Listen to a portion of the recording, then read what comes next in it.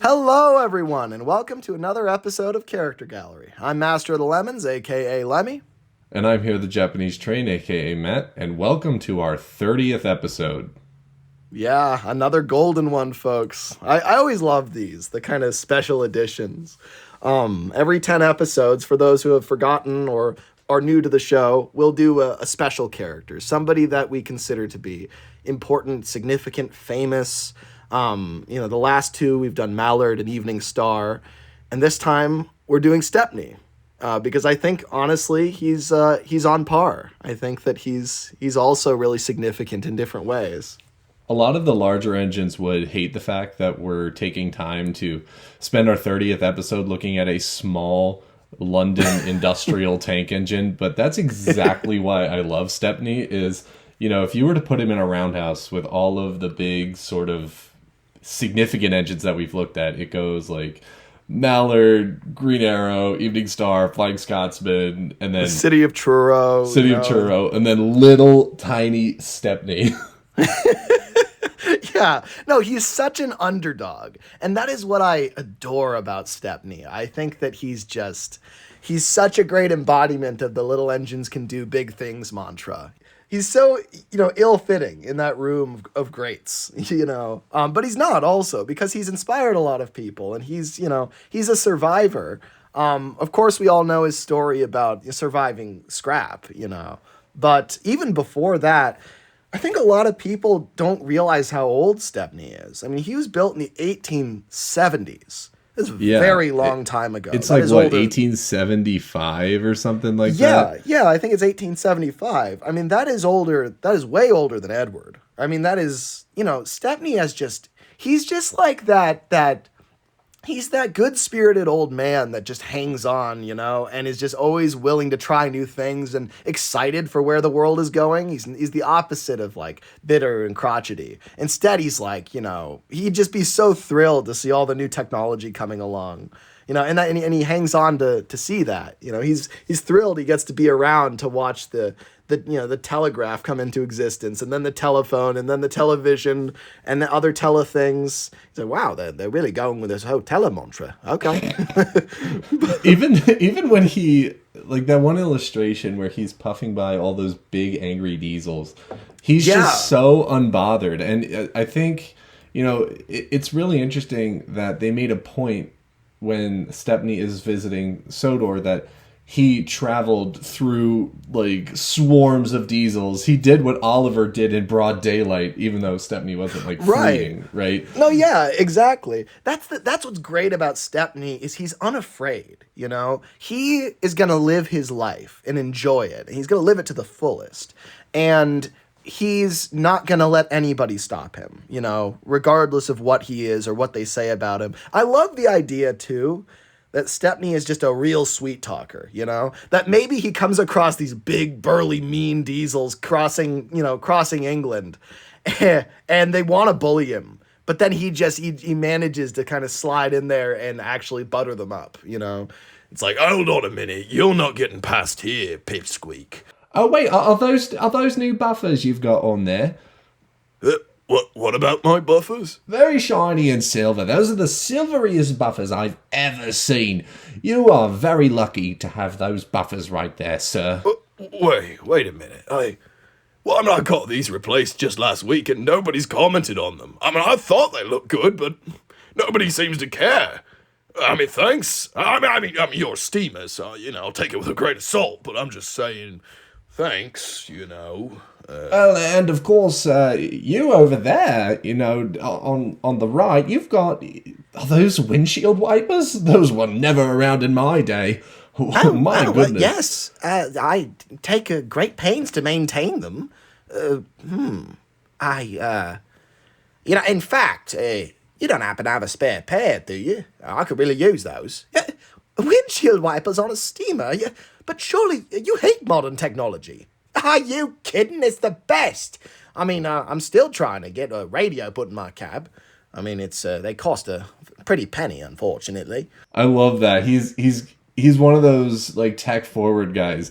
He's like one of the first to get like a radio put in, like you said, or to get windshield wipers. Or that's great. I love that. Because he's like, and that's part of how he's lasted so long, is embracing the new world, you know? And obviously, I mean, you know, in some ways, change is bad for him. Like, I mean, dieselization as a whole, right? I mean, because the thing is, Stepney, I mean, he survives a lot of eras that a steam engine wouldn't have anyway. Because, you know, the steam engines typically, they last like 30 years. That's like the shelf life for a steam engine. And so really Stepney's time was up before the First World War, you know, like long before. The funny thing about the Terriers is they mostly lived on after they should have been scrapped because of just how small and light they are. Right. These are engines that there are some bridges that could really only support light engines like Stepney, and that is why a lot of the Terriers last so long. Even like an engine like Thomas, as inefficient as the E2s were, another part of them being inefficient is just they're so much longer and bulkier than guys like Stepney. That Right. Stepney is just by nature of his class. He's versatile, you know. He reminds me of like Jerry in Tom and Jerry, right? If Tom is like is the kind of the hulking kind of British government, or even before that, the Southern Railway, you know, that's looking for losses to cut, right? And every time they try to get rid of this little guy, he speeds off, you know, because he's so great. adept, you know. He manages to kind of just tiptoe out of every situation, you know, and his size is part of that, you know. He's so small because he's okay with not being a big name. He's okay with people ignoring him because of his size. In fact, he kind of prefers that because it's like, well, I've gotten this far. I mean, half the time I don't think they even know I'm still on the network, so they just let me hang out. You know, it's good for him. That's great.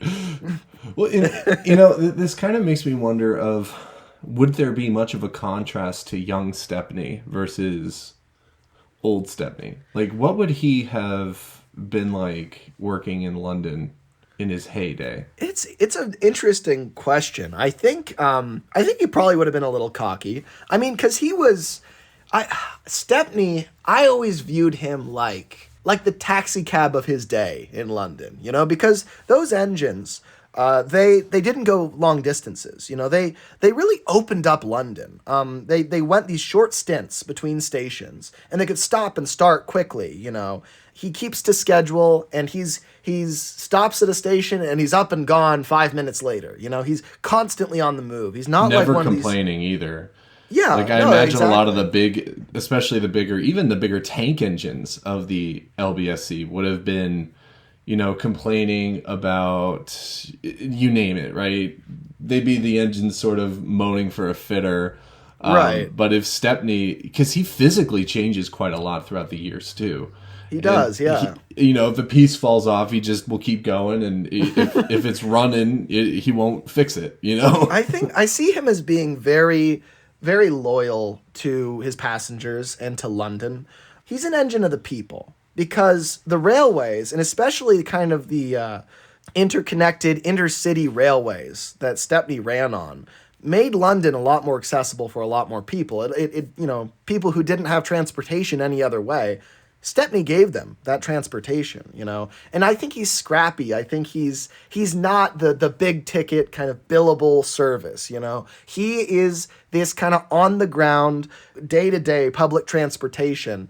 And that's why I think of, I mean, just because we're American, I mean, my first thought is like a New York taxi cab driver, right? He's even yellow. And there's so many of them too. You know, you could lose him in a crowd of Terriers just zipping around the city on those elevated bridges, right? Right. You know, curving around city blocks. And no, exactly. You know, and back in his day, yeah, I mean, there were tons of them, you know. And I just love the idea of getting on, you know, of somebody getting on Stepney's train, and he's like, all right then, where to, love? And, you know, and they kind of like, that's great. Yeah. So really, he's an engine who becomes so famous in spite of all of it, right? Because we talked about this in other episodes. Evening Star was built to be famous. the A4s, you know, they are built to break records. And Stepney, his fame is the last thing on his mind. I would say even into the age of dieselization, and it's a guy who's just successful because he's him, and Thomas hates that so much. Thomas and Stepney is one of my favorite relationships in all of the franchise. I think it's so funny how Thomas just can't stand it. And I think there's a few reasons for that. For one thing, a lot of the engines, the railway that they're from is quite prominent. Gordon is proud to be from the GNR, though a lot of people will say he's from the LNER, and he'd be quite upset about that because he always wanted to be and wasn't. But Duck is from the Great Western, and James is LMS affiliated, and we know kind of where everyone's from. But Thomas never makes a big deal of the fact that he's from the Southern region, the LBSC, right? And I think in part, whatever his life was like there, I think he's rather embarrassed about it or doesn't really want to talk about it. And then Stepney walks in as just a blaring reminder of those days. He's literally painted in the damn colors, Yeah. It's so obvious, oh, I'm from the LBSC. Pleasure to meet you. Hey, you're an E2, aren't you? And Thomas is like, I don't like to use those numbers and letters here. I'm a Thomas. That's what I am. I'm a Thomas. Look at how I'm shaped. Is this the shape of an E2? Oh, you've had some work done, but I didn't recognize an E2 anywhere. And the other engines are starting to be like, Thomas, you have a designation? You told us you didn't have one. Percy's like, I thought you were like me. Like a kind of a mishmash of nothing. And Thomas is like, hey, do I have a train to pull? I gotta go. Thank you, Stepney, for that. And he leaves, Like he's kind of having his, Stepney's got his number, right? Like he knows more about Thomas than Thomas wants to be known about him.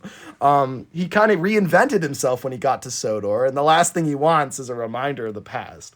So I think that's one part of why Stepney in particular kind of irks him. But the other thing, Thomas kind of has this belief that, because the E2s, they're not famous engines. There's nothing spectacular about them. They had a lot of problems.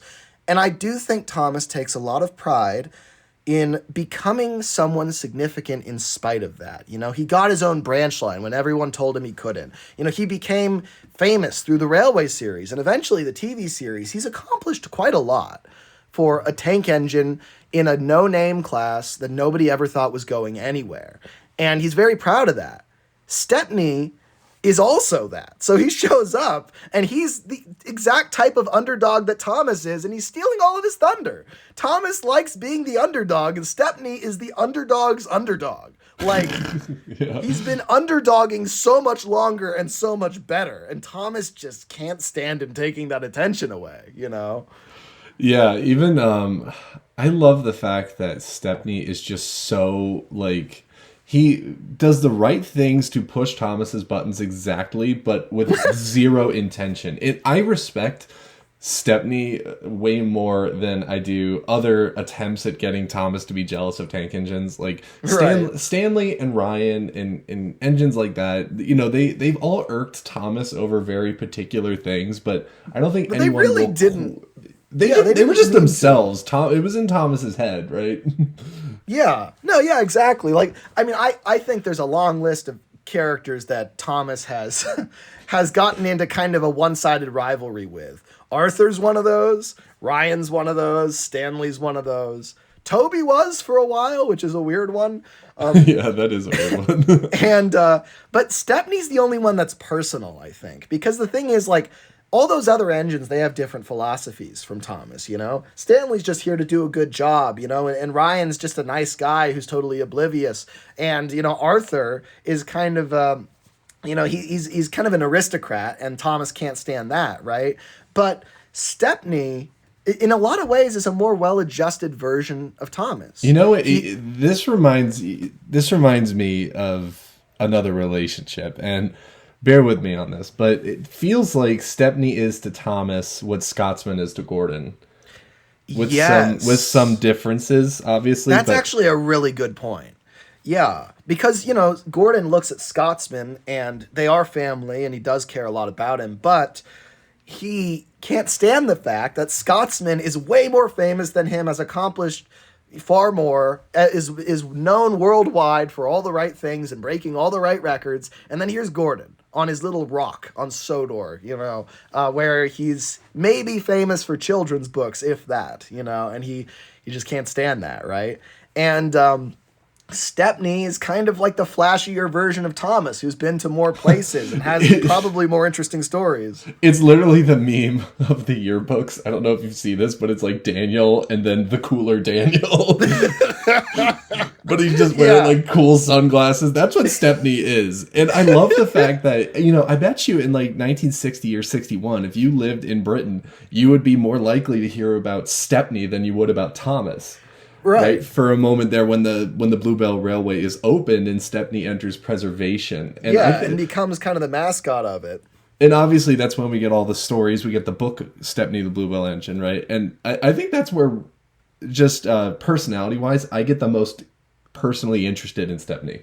Yeah, no, me too. I think that Stepney, that's really where we get to see him interact with the other characters that we know. And also we get to see him interact with a major conflict, which is dieselization, because I think that it's really interesting, right? Because Stepney's been a survivor all his life, but he's been surviving something that he didn't believe he had the right to survive necessarily. Like, he's been cheating death. The Grim Reaper hates Stepney. He's like, he comes to take his soul time and again, and Stepney's like, not today, mate. Like, even on Sodor it happens. Yeah.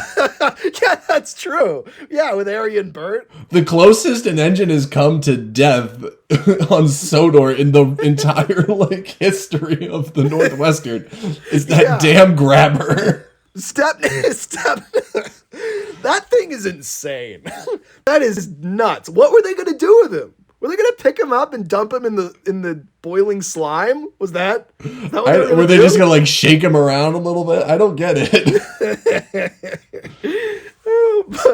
but it's interesting because Stepney is such an optimist, he goes in, everybody we see him interact with, he makes friends with, even Thomas, who antagonizes him, he doesn't take the bait. He's very polite, and he even sizes up the situation rather quickly, realizes that he's offended Thomas, even though he didn't really do anything wrong. And then he says, you know what? You're an expert about your branch line. Why don't you tell me all about it? He immediately realizes how to fix it. And Thomas just totally, he buys it hook, line, and sinker, and he's just happy again. Like, he fixes it instantly. Stepney just knows how to do that, right? He really sees the best in people, and he's an optimist. And I think it's fascinating seeing someone like that who recognizes that he's well past his allotted time and that he was never owed a lifespan of this length, to then get to dieselization and start seeing very young engines cut up in their prime and start seeing all this horrible stuff happen. And he's old enough to know this isn't how it was before. This is not the natural cycle of life. And he's kind of horrified by it. He sees engines that are only, 5 being cut up. He sees engines that have a lot more time left, and he sees just the horror of they're rushing these diesels out before they're ready. And this is something different. When Stepney's time came, he was going to be replaced by another engine of the next generation in a very organic sense. He would have accepted that his time was up, but he, for one reason or another, he found a way to keep going. But that would have been in 1901 or something, Yeah. This is different, he thinks, I've had a good life, but all these other youngins, they need my help. And I think that, when Stepney gets rescued, he sees this as an opportunity to help other people, and I think that he's probably a major kind of driving force in trying to use the Bluebell Railway as a source of good, at trying to use it as kind of an institution, a charitable institution, to try and bring in other engines. I can imagine Stepney, maybe the manager is like, all right, Stepney, now I want to be very clear. It's not safe for you out there anymore. You're safe on this railway. We did everything in our power to make sure that would happen, but you shouldn't go out there again. Just stay on our little stretch of line and you'll be all right. And Stepney says, all right, Thanks, manager. I appreciate it. But deep down, for one thing, Stepney does not like to be cooped up. He really likes to stay moving. He's a very active guy. And being stuck on this little stretch of line, we hear him say it. I mean, he really doesn't care for it, even though he is very grateful for them saving his life. You know, he feels trapped.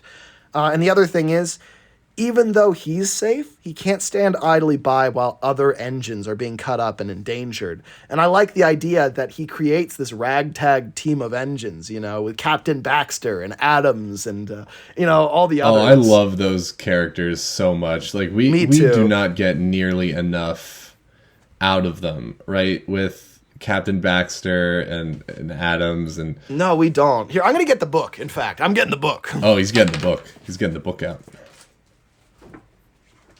I have the book too. Should I get it out? Where's the book? I've got the book. All right, he's got the book. Book's out. As a kid, that was so entrancing to me to see Stepney just talk about all these engines that I didn't know about. And, you know, and that's what that whole story is, too. It's just Stepney stops at Edward Station and talks to him for like an hour. And it's great. I love it. Yeah, I mean, there's Bluebell and Primrose. You know, there's Adams and there's Cromford and there's Captain Baxter. Which, side note, Captain Baxter is the toughest name that has ever been. Captain Baxter. Like, that is literally the toughest like character I've ever seen. Mind you, we haven't even seen this guy with a face, and I know like everything about how he would behave. I'm looking at the wiki, and it says Stepney describes him as a tough, rude engine with bad manners and rough language.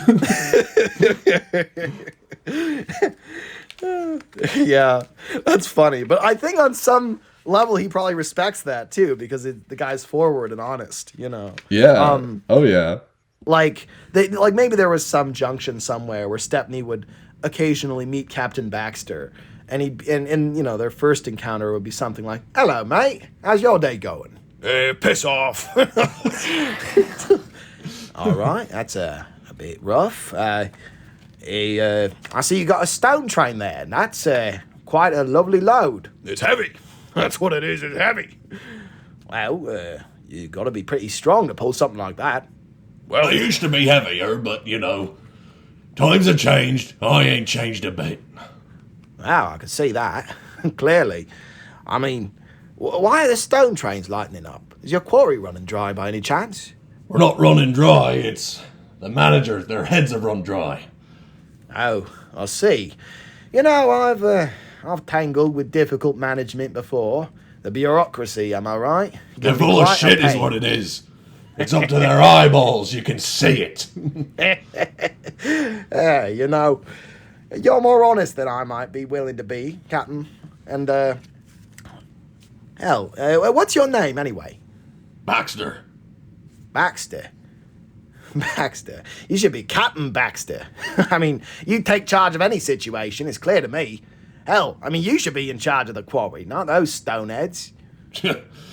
You're telling me. I've been trying to tell them that for years. Do they listen to me? Hell no. Well, just keep your head down, and if things get bad enough, give me a call. Maybe we could work something out. You know, like, Piss off. Yeah, well, you piss off yourself, mate. You just like that's his language. like Stepney just knows how to speak anybody's language, you know. And I just kind of love that thought of like kind-hearted, gregarious Stepney, for whatever reason, connecting more with Captain Baxter than any of the other engines. Like, you know, they're all his friends, but something about Captain Baxter, he knows he'll always have his back. Because I bet there's a lot of engines that Stepney knew before dieselization came down on him that said, like, you know, no, we're friends, Stepney. Like, I'll make sure I stick up for you.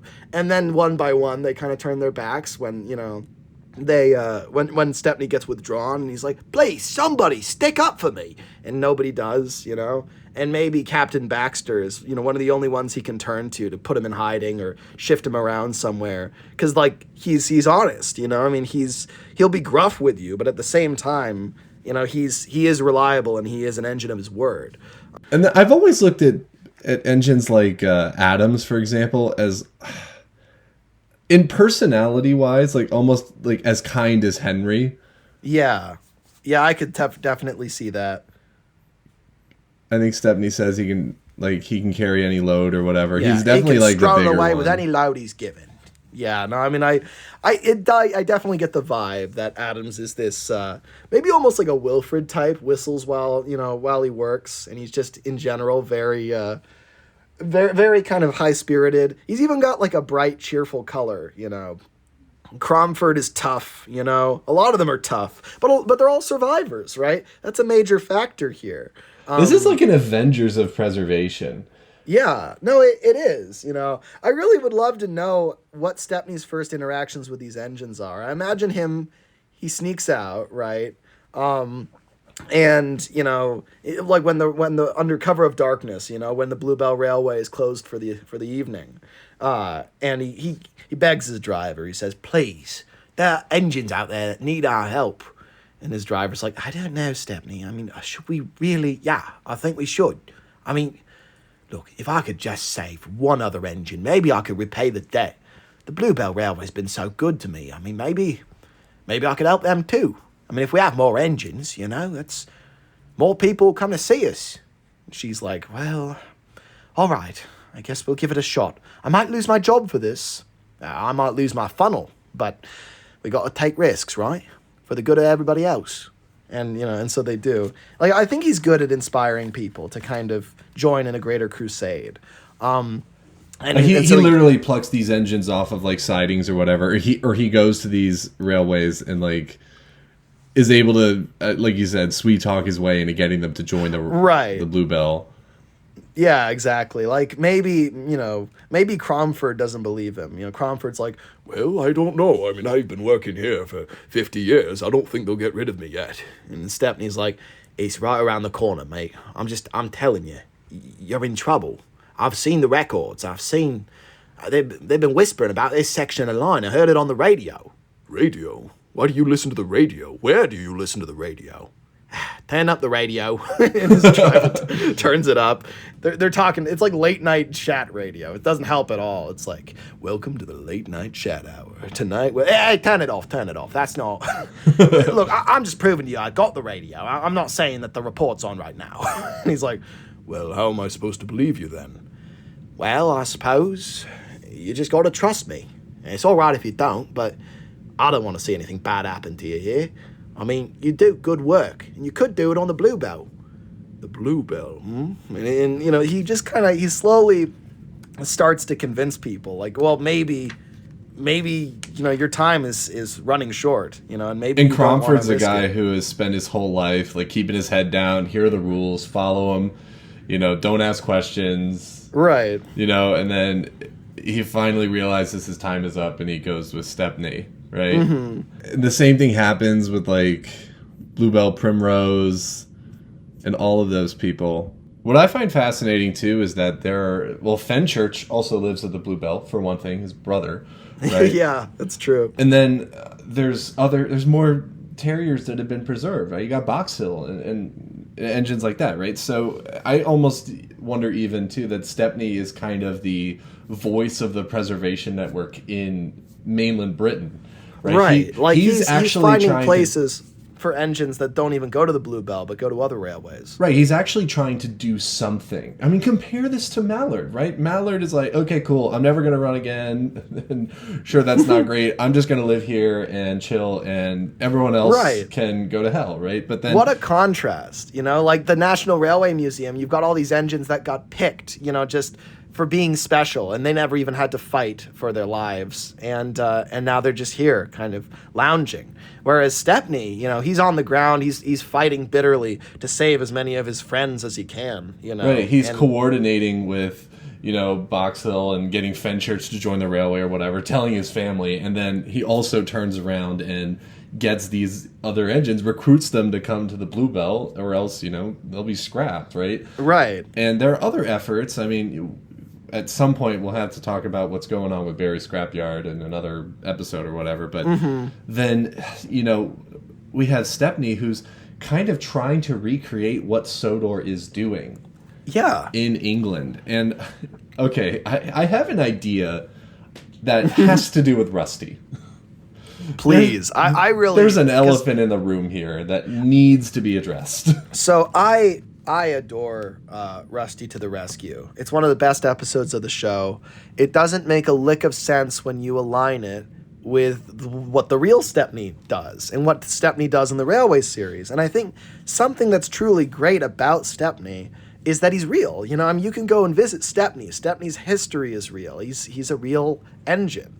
And, you know, he's a celebrity. He's a celebrity guest in the series that is Thomas. There's kind of a point there, right? Because I'm even thinking there's two paths, right? Mm-hmm. One is Rusty to the Rescue is literally a PSA that Stepney has agreed to film with Rusty about preserving steam engines. That would be so funny. The other idea is when Stepney's trying to recruit the engines to join his railway, he actually manages to accidentally wind up on a siding. Mm-hmm. And he gets like lost until Rusty finds him. You see how Stepney's going, and he's looking for other engines he can recruit and rescue. And then he ends up stuck somewhere long enough that he starts rusting and looks like he's in bad shape, right? And that also explains why his driver actually decides to stay with him, right? Because that never made any sense to me. I'm like, look, that guy is kind of there for a job, right? And then he's probably been reassigned to another engine. Why is he in Stepney's cab? Why is he just spending the night in a scrapyard? Yeah, he has to safeguard this engine.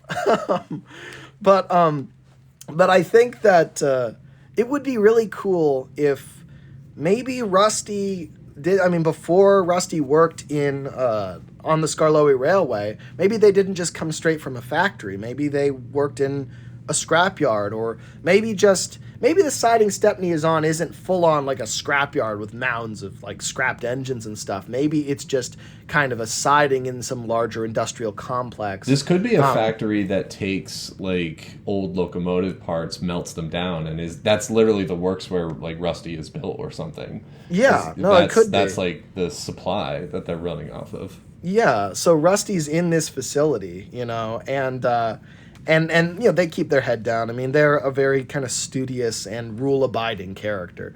And then you've got Stepney here, who is really the opposite of that. Stepney breaks all the rules. Stepney is a total rebel. Stepney has been stealing engines from all across the nation, and then hopefully they'll sell them to the Bluebell Railway retroactively after it's like, well, crap, I guess you took it already. So I guess just pay us for it.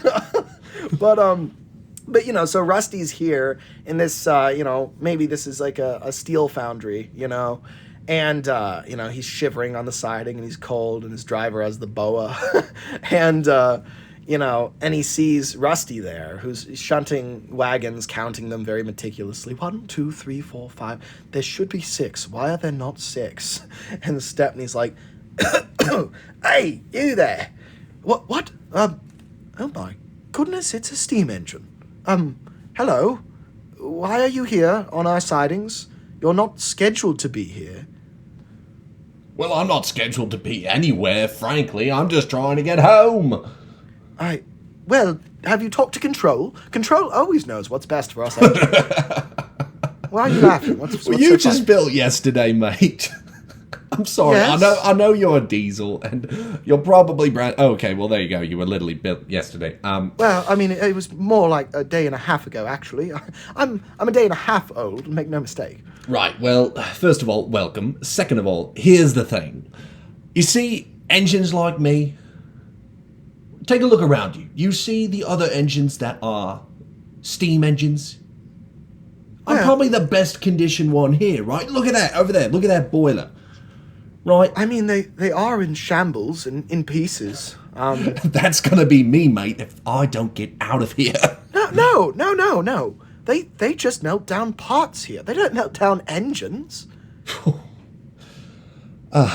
What's your name, mate? Well, I'm a Rustin in a Hornsby 040. Okay, good. So I'm gonna call you Rusty. All right, Rusty. Listen here. Oh, I like that. Yeah, you don't got a lick of rust on you, but there's rust everywhere. So here's the deal. All right, I'm trying to get back home. And as you can see, I wasn't built yesterday. So what I need a fireman, I need water, and I need coal. But you can't cop it up to anyone that you know I'm here, all right? But I've been told to go about my work. The fact that I'm taking this 5 minutes just to talk to you, I could get in quite a lot of trouble. Mate, this is your work, all right? And frankly, if anyone knows you've been talking to me, you're in trouble too. Well, I don't want to threaten you. Right? I don't typically like to threaten people. You seem like a very nice guy, but there are engines that have their lives depending on me being able to get to them. So, you seem like quite the nefarious character, Mr. Stepney. well, I've got work to attend to, so I'm afraid you'll just have to sit there. And Rusty leaves, right? Like, so Stepney, and maybe at this point Stepney's not all that rusty. So Stepney is starting to like, Stepney's going to be here for a few weeks, right? Like, because they're not going to get to Stepney right away. And here's cutting up what other happens engines. next is Rusty goes back to the swarm of like standard gauge diesels. And Right. he's like, who the heck is this Stepney guy? All of those other diesels who have been around, they know Stepney. Stepney the Right. rebel, Stepney the liberator of steam engines. And I don't know, maybe there's like this one diesel that Rusty kind of trusts to admit this Yeah. to. And so Rusty approaches this, I don't know, give me a type of diesel. Maybe like a class 14, like that salty looking kind of one. Okay, cool. He comes to a class 14 and he says, like, okay, you've got to promise not to tell anyone, but I have an engine here. And then the class 14's like, well, there's diesels everywhere. Well, there's engines everywhere, mate. You got to be a little more specific. You're surrounded by engines. He's got these big letters on the side. His name is Stepney. Wait a second. Oh, come on. You're not joking, are you? I don't know how. Stepney? The Stepney. You didn't talk to him, did you? Yes, I talked quite a lot to him. Should I not have talked to him? Oh, my goodness. Who have you told? Who have you told? No one. Just you, Frederick. I'm the first? Yes, No yes, one you else? Not even the foreman. I'm not talking about just other engines here. Oh, I no, mean should I- anyone. are. Should I tell the foreman? I'll tell him No, right now. no. Zip it. Zip it. Okay. All right. Here's what we're going to do. Is he nice? Well, I suppose. I mean, he did seem rather desperate and a little bit forward. Okay. Because I haven't met many steam engines. I've been told quite a lot about them. Here's what you need to do. We got to figure out if he's the real deal. So go to him and ask him this question. Ask him if he likes bluebells. That's it. Well, what Just ask him would if he that likes have to do with- bluebells and tell me what he says. That seems rather daft, but... Just if do you're- it. Just do it. Okay, all right. It'll make more sense once you ask him. Now go. All right, I don't like how this feels. And so Rusty goes back over, and Stepney's like, hey, you took a while to come back, didn't you? And Rusty's like, do you like bluebells? What? Bluebells? Do you like bluebells? Well, yes, of course. I think bluebells are beautiful. I'd rather think so too. Well, good. It's a lovely flower. Now, Yes. why did you bother asking me? I don't know. Because I don't want you to die. I'm not sure what to do. Stepney, what will happen to you if I don't do anything? I will be just like all of these other engines right around me. I'll be brought into that big warehouse. There's torches, there's hammers, there's crowbars. They will take me apart, rivet by rivet. They will melt me down, and I will be gone. I don't want you to be gone. Oh, good. You're one of the good ones. But I don't want to be gone either. And I will be if I help you. They'll be very upset. Come with me. Come with you? Yeah. We don't even run on the same gauge. You're a young diesel. You'll figure it out. They're not going to scrap you. I don't know. I mean, truth be told, I don't like it here much, Stepney.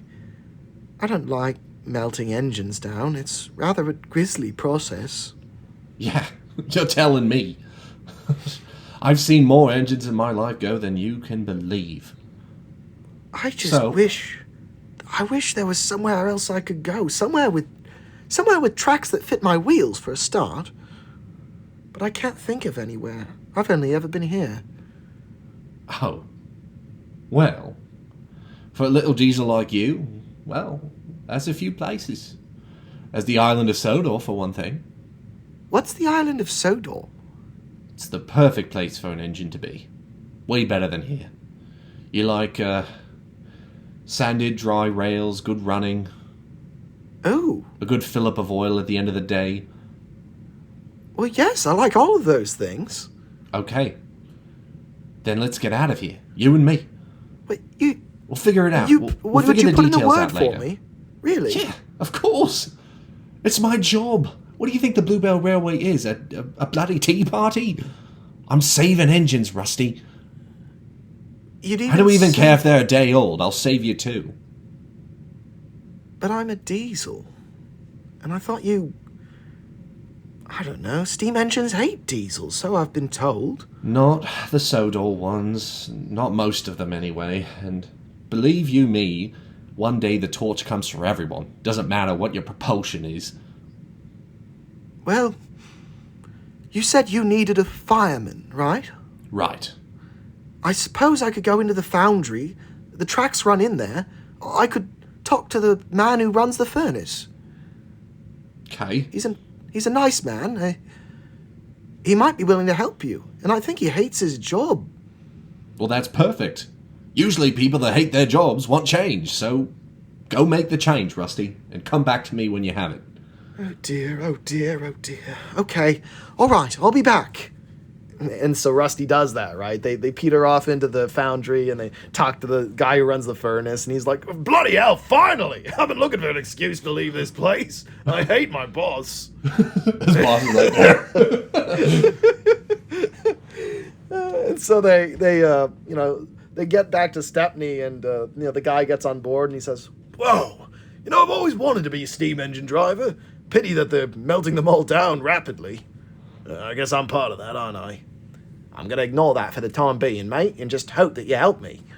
Well, I'll see what I can do. And so familiarizes himself with Stepney's driver, and they start to kind of get up steam, and then Stepney starts to leave, but there's a problem. He's been sitting for too long, and his brakes are seized. And you think, I just kind of need it.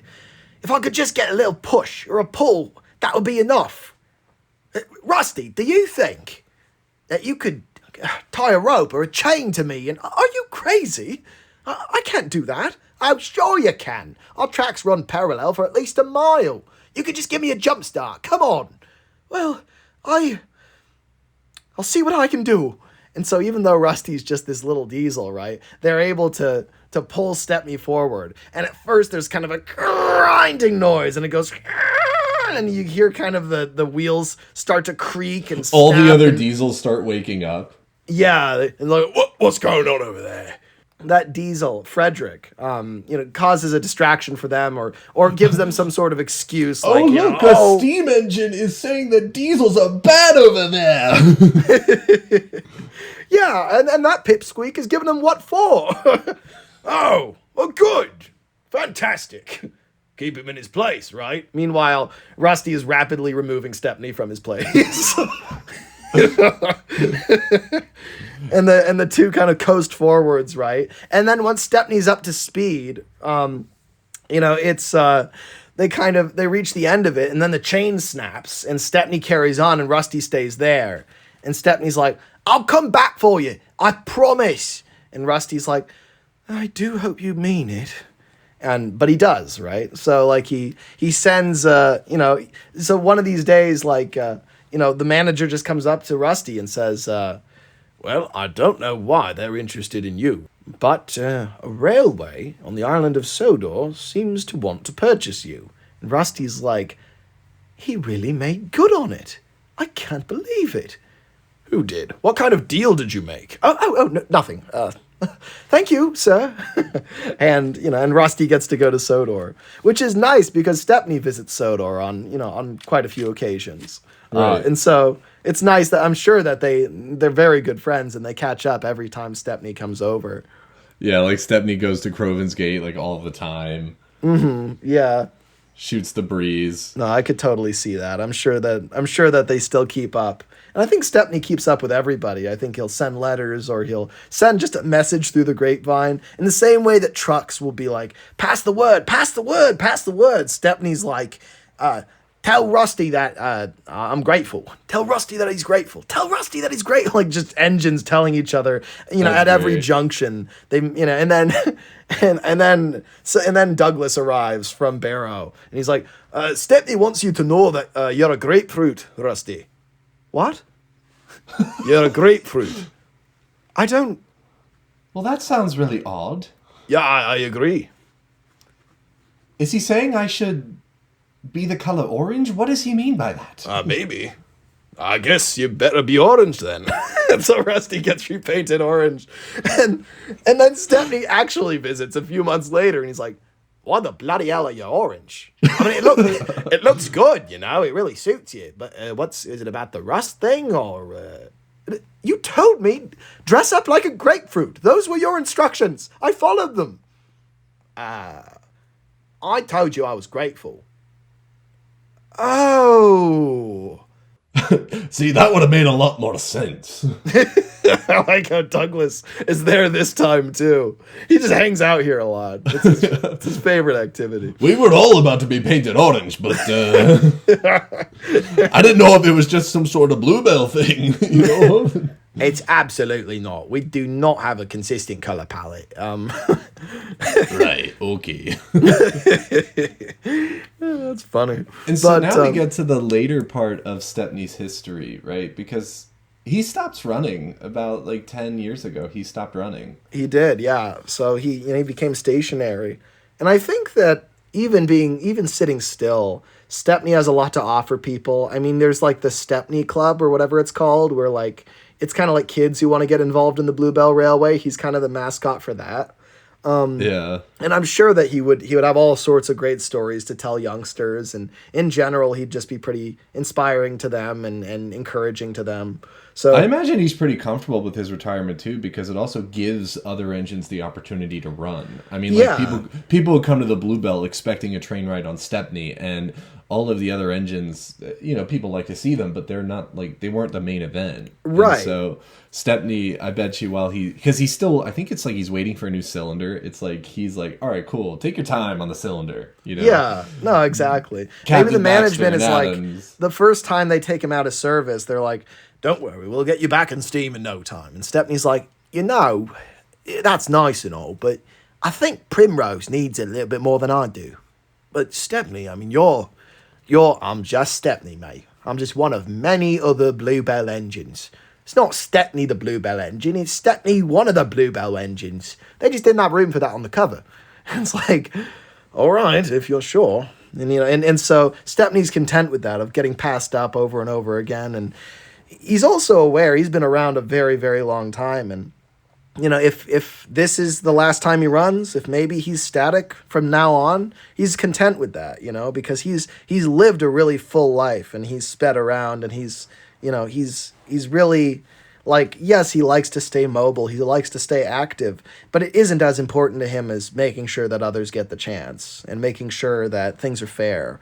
So, he can make do sitting still. But deep down, Thomas heard that Stepney has stopped running. He's like, yes!